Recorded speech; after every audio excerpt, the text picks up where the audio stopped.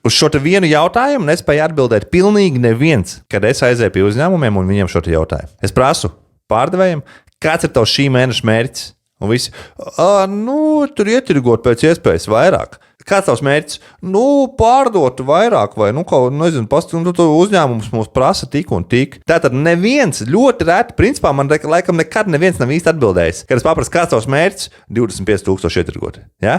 Tātad ir jābūt skaidram, konkrētam ciparam, ko tu mēģini ietirgot. Ja tev nav mērķis pārdošanā, tad man tev ir slikta ziņas. Tad, diemžēl, tu dreifējies kā kuģis un nonāks kaut kur var nonākt. Ja?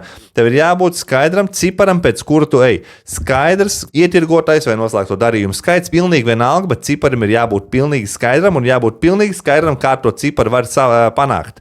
Tātad sadalīts aktivitātes. Man jāveic tik un tik zvani, tik un tik tikšanās, tik un tik un tik un tik. Viss ir pilnībā sastrukturēts. Ja? Tā ir vienkārši matemātika. Lielākoties pārdevēji to nevar. Es viņiem jautāju, un viņiem nav skaidrs, kāds viņu mērķis. Viņi vienkārši dreifē. Viņi nāk uz darbu, vienkārši kaut kāds aktivitātes veids, kaut ko dara, bet nav skaidrības, ko tu mēģini panākt. Un ar to sākās arī visas problēmas.